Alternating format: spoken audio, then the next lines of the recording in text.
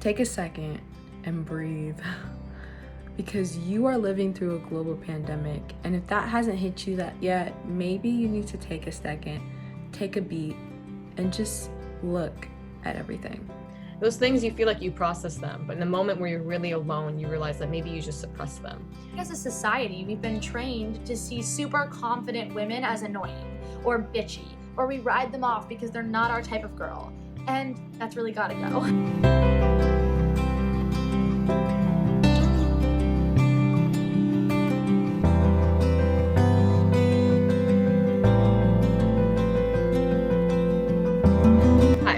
My name is Seika Brown. I'm a founder and CEO of Arc Nova, which was a youth organization focused around mental health policy change and awareness. I'm Snani from India, and I would like to share my story of mental health. Hey, my name is Phoebe Amanira. I'm 17 years old and I live in Dallas, Texas. My name is Eli Rallo. I'm here today to talk a little bit about my life with anxiety and disordered eating problems.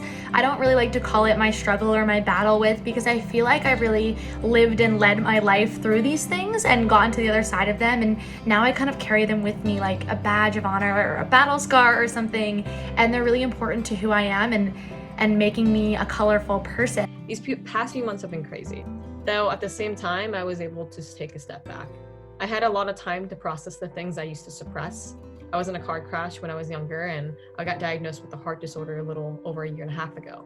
Those things you feel like you process them, but in the moment where you're really alone, you realize that maybe you just suppress them.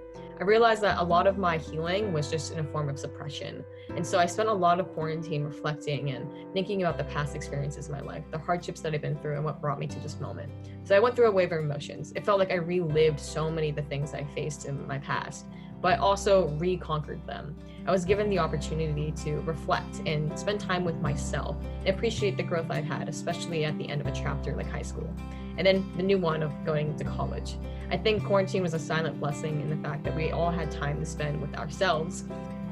Depression and mental health and mental awareness is going up to be a very serious issue in the recent days.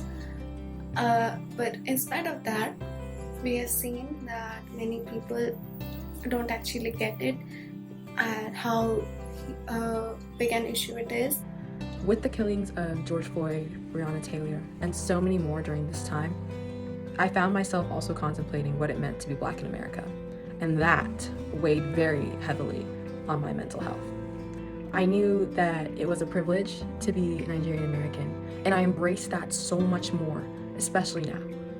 But seeing the horrors and how horrible people were to each other and are to each other has been beyond, I can't describe it.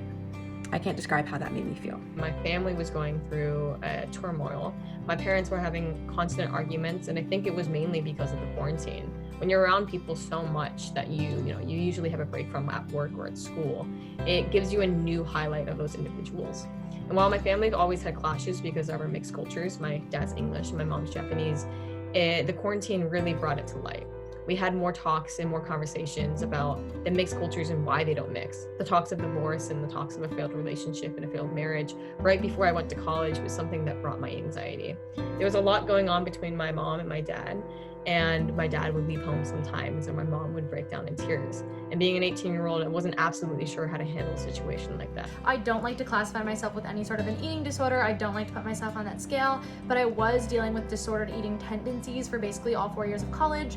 I've scarcely spoken about this anywhere except for a couple times on TikTok and with my mother. Really nobody else knew about it. I was basically obsessed with food. There was no other thought in my head but food at all hours of the day, and honestly, it's pretty embarrassing. I still feel embarrassed by it, because then I would turn around and on a weekend I would go on a total bender and eat everything in sight, or just in general, like one night a switch would just flip inside of me and I would go crazy and eat everything in sight, and I couldn't stop, and I was eating when I wasn't hungry anymore, and it wasn't intuitive and it wasn't good for my body, and I would basically lose control, and then the next day I would wake up, feel awful about myself, feel totally sad and anxious, and then just start the cycle all over again. And it just was a never-ending perpetual thing for 4 years that was really on and off with me. It like came like waves almost. And on the outside, I looked fine. Like, nobody would have ever looked at me and said, that girl's dealing with disordered eating. Like, she's a normal weight. Like, she has an athletic build. She exercises.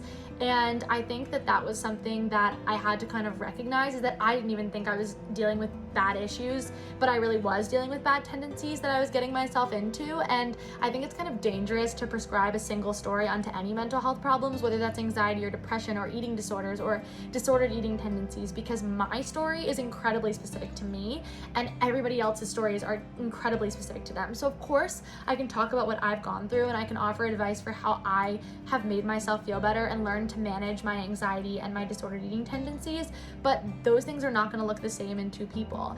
All mental health problems kind of manifest themselves in a billion different ways. They look different for everybody. They look different on anybody. They look different for me in different times of my life. And that's something that's really, really necessary for me to have understood. I know that everyone has their ups and downs, but it's so easy to compare yourself to other people or to feel like your struggles aren't worth mentioning. During this pandemic, it was more than easy to compare myself. Compare the fact that other people had family members dying. Think about all the shootings and police brutality that is going on in this nation and feel like my struggles of just missing my friends was so insignificant. But I mean, that's not true. We're each perfectly imperfect, and in that imperfection, we each have our own struggles. And because you are valuable, your struggles are valuable. And how you view yourself should never, ever, and I repeat, ever, be in comparison to anyone else, because you are incredible. In terms of mental health isn't always mental illness. It's having a healthy mindset.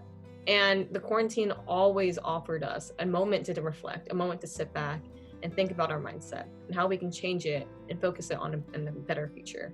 As we face so many injustices in this world and so many injustices in our country, the quarantine gave us a step back and said, you know what can we do to fix it? We should understand that mental health is as important as your physical health, and depression should be considered as a very, very important problem, just like your any other physical health problems. Instead of asking myself, why am I anxious or why am I sad? Because those of us who struggle with generalized anxiety disorder understand that usually you don't know why you're anxious, it just kind of happens. And of course, sometimes I can trace the reason, but instead of asking myself, why am I so anxious? I instead ask myself, how can I serve myself better so I don't feel this way? I think you have to really feel every single feeling, especially the hard things. And that's so difficult because nobody wants to feel the hard things, but when you suppress them and push them away, they're just gonna continue to bubble up and manifest themselves in different ways. And so I would recommend just feeling those feelings, getting to know them, shake hands with your anxiety, say what's up, and then figure out how you can learn to manage it and make yourself feel better. Something I also want to mention to you guys is that I think anxiety and depression and disordered eating and all of those things are not a downfall. They don't make you a failure. They're not a fail. They're a signal. It's your soul and your body and your mind telling you like, hey, something's up. How can we productively work on this? It does not make you broken. It's just that you're looking to be whole. You're a human being searching to be whole. You want to learn or relearn self-love, self-worth. You want to learn or relearn where the beautiful things in the world lie. That doesn't make you broken. That doesn't make you a failure. That makes you a person searching to be whole. My biggest advice, reach out to someone you know. Talk to someone about how you're feeling with everything going on. Make sure that they have the mental capacity to take on those burdens. Or better yet, talk to some free therapists online. There's so many phone booths and so many nonprofit organizations that have set up these services, especially for Black, Indigenous, people of color. Take advantage of these resources while they're still here. Take advantage of the fact that people care about you. Remember that people care about you. Remember that you are loved. And as cheesy as it sounds, try anything. Try anything from meditation to affirmations to reminding yourself that you're not alone. What I want to tell you is that if you're going through anything at all, or you just need somebody to talk to or to laugh with or just to, use as a sounding board, I'm here. I answer almost all of my DMs. If you DM me, I'll look through it. I promise I'll get to it within a few days if I can. And I want to be there for you guys. I want to listen to you guys. And you can really honestly tell me anything, and I'm here to support you because I understand what it's like. And do I think of myself that I've had, the worst most issues in the world. Absolutely not. I recognize, how lucky I am. The things I've dealt with have been manageable, and that I've been able to go through them and carry them with me throughout the rest of my life so far. And I want you guys to all be able to do the same. So again, if you need me, I'm here. I love you, and please, please remember how beautiful you are and that you can do hard things. Thank you so much. Mwah! I hope that you take care of yourself, and I hope that you know you're loved. So thank you.